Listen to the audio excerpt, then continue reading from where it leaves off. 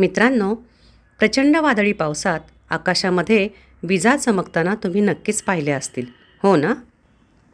या परिस्थितीमध्ये जेव्हा प्रचंड वेगाने ढग एकमेकांवर घासतात तेव्हा या विजेचा आविष्कार होतो. ही आहे नैसर्गिकरित्या तयार होणारी वीज. पण ही वीज तर काही आपण वापरू शकत नाही. मग आपल्या रोजच्या जीवनामध्ये लागणारी वीज आपण कशी तयार करतो, हे आता आपण पाहणार आहोत वेगवेगळ्या प्रकारच्या उदाहरणांद्वारे. त्यापूर्वी आपण विजेचा वापर कुठे कुठे केला जातो हे पाहूया. जसे की अंधार पडल्यानंतर आपल्याला प्रकाशाची आवश्यकता भासते. ही गरज आपण विजेच्या साहाय्याने प्रकाश निर्माण करून पूर्ण करू शकतो. याप्रमाणेच मिक्सर, गिझर, फ्रीज, इस्त्री, air conditioner, oven, air fryer, electric buses व इलेक्ट्रिक कार्स, शेतींसारखे महत्त्वाचे उद्योग, तसेच मेट्रोचे धावणे या व अशा अनेक क्षेत्रांमध्ये विजेचा वापर होताना दिसतो. चला तर मग आपण वीज कशी तयार होते यासंबंधी माहिती घेऊयात. मानवनिर्मित वीज ही विजेच्या अनेक प्रकारच्या स्रोतांपासून बनवली जाते, ज्यामध्ये पारंपरिक आणि अपारंपरिक स्रोतांचा समावेश असतो. कोळसा, खनिज तेल, नैसर्गिक वायू, अणुऊर्जा हे पारंपरिक स्रोत असून ते मर्यादित प्रमाणातच उपलब्ध आहेत. म्हणजेच त्यांचे साठे कधी ना कधीतरी संपणारे आहेत. तसेच या पारंपरिक स्रोतांचा पर्यावरणावर मोठ्या प्रमाणात दुष्परिणाम होतो. त्यामुळेच मानवाने अपारंपरिक स्रोतांचा वीज निर्मिती करण्यासाठी जास्त प्रमाणात वापर करण्यास सुरुवात केली.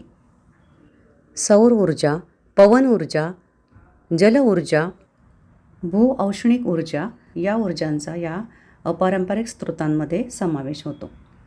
हे ऊर्जा स्रोत कधीही संपणारे नसून या स्रोतांचे पर्यावरणावर होणारे दुष्परिणामही खूपच कमी आहेत.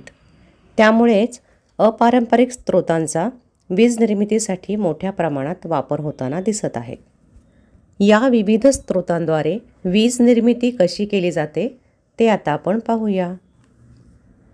तुम्हाला माहिती असेलच की पाणी हा पृथ्वीवरील कधीही न संपणारा ऊर्जेचा स्रोत असून त्याचा वापर वीज निर्मितीसाठी मोठ्या प्रमाणात केला जातो. पाणी हे नेहमी उताराकडे वाहते, म्हणजेच जास्त उंचीकडून कमी उंचीकडे वाहते. या वाहत्या पाण्याला विद्युत जनरेटरातून म्हणजेच जनरेटरमधून वाहून दिल्यास वीज तयार होते.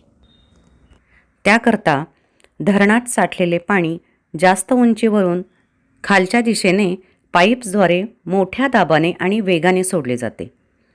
वेगाने येणाऱ्या पाण्याचा जोर टर्बाईनच्या पात्यांवर पडतो आणि त्यामुळे टर्बाईन वेगाने फिरू लागते.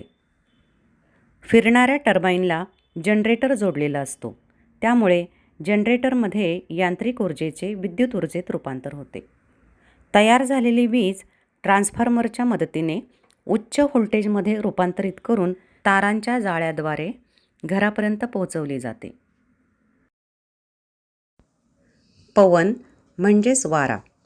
वाऱ्यापासून वीज निर्मिती कशी होते हे आता आपण पाहणार आहोत. पाण्याप्रमाणेच वारा हा देखील ऊर्जेचा नैसर्गिक आणि कधीही न संपणारा स्रोत आहे. मित्रांनो, तुम्ही पवनचक्क्या कुठे फिरताना पाहिल्यात? अगदी बरोबर, उंच डोंगरावर आपण या पवनचक्क्या फिरताना पाहतो. याचं कारण असं आहे की उंच डोंगरावर वाऱ्याचा वेग जास्त असतो, त्यामुळे जास्त वेगाने टर्बाईनची पाती फिरतात. जेव्हा वारा पवनचक्कीच्या पात्यांवरून वाहतो तेव्हा पात्याच्या एका बाजूला हवेचा दाब कमी होतो आणि दुसऱ्या बाजूला जास्त होतो. त्यामुळे पाती उचलली जातात आणि रोटर फिरतो.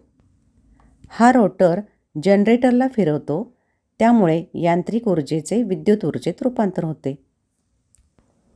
अशा प्रकारे तयार झालेली वीज ट्रान्सफॉर्मरच्या साहाय्याने नियंत्रित करून ती ग्रीडमध्ये वितरित केली जाते. यानंतर भूऔष्णिक ऊर्जेपासून वीज निर्मिती कशी केली जाते हे पाहणार आहोत. मित्रांनो, तुम्हाला माहितीच आहे, पृथ्वीच्या अगदी आतल्या भागामध्ये प्रचंड प्रमाणात उष्णता आहे. या उष्णतेमुळे खडक तापतात आणि खडकाभोवती असणारे पाणीही प्रचंड प्रमाणात तापते. या पाण्याचे वाफेत रूपांतर होते आणि ही वाफ जमिनीवर आणली जाते, जी टर्बाईनच्या पात्यांना फिरवते. यानंतर औष्णिक ऊर्जेपासून वीज निर्मिती कशी होते हे आपण आता पाहणार आहोत. या प्रक्रियेमध्ये कोळसा, खनिज तेल, नैसर्गिक वायू यांसारखी इंधने जाळून उष्णता निर्माण केली जाते. या उष्णतेच्या साहाय्याने बॉयलरमधील पाण्याचे वाफेत रूपांतर होते. जेव्हा या वाफेचा उच्च दाब निर्माण होतो तेव्हा ती टर्बाईनना फिरवते, ज्यामुळे जनरेटर फिरून विजेची निर्मिती होते. आत्तापर्यंत आपण औष्णिक ऊर्जा, पवन ऊर्जा, जल ऊर्जा, भूऔष्णिक ऊर्जा या ऊर्जा स्रोतांचा वीज निर्मितीसाठी कसा वापर केला जातो हे पाहिले. टर्बाईन फिरताना वीज नक्की कशी तयार होते हे आता आपण पाहणार आहोत. वीज ही प्रामुख्याने विद्युत जनरेटरद्वारे तयार केली जाते, ज्यामध्ये टर्बाईन फिरते. ज्यावेळी टर्बाईनची पाती प्रचंड वेगाने फिरतात त्यावेळी ही फिरणारी हालचाल जनरेटरमध्ये असणाऱ्या चुंबकाला तांब्याच्या तारेभोवती फिरवते. या प्रक्रियेमुळे काय होतं तर इलेक्ट्रॉन एका अणूपासून दुसऱ्या अणूमध्ये जातात आणि वीज प्रवाह तयार होतो. अशा प्रकारे तयार झालेल्या विजेचा वापर आपल्या दैनंदिन जीवनामध्ये केला जातो. आता आपण सौर ऊर्जेपासून विद्युत निर्मिती कशी केली जाते याचा अभ्यास करणार आहोत. याचे वेगळेपण असे आहे की यामध्ये टर्बाईनचा वापर न करता विजेची निर्मिती होते. या प्रक्रियेमध्ये सौर पॅनल वापरून थेट सूर्यप्रकाशाचे विजेत रूपांतर केले जाते. ज्यावेळी सूर्यप्रकाश पॅनलवरील फोटोव्होल्टेइक पेशींवर पडतो तेव्हा या पेशीतील कण इलेक्ट्रॉनला बाहेर काढतात आणि ज्यामुळे विद्युत प्रवाहाची निर्मिती होते. अशा प्रकारे विविध स्रोतांद्वारे वीज निर्मिती कशी होते हे आपण या व्हिडिओद्वारा पाहिले आहे.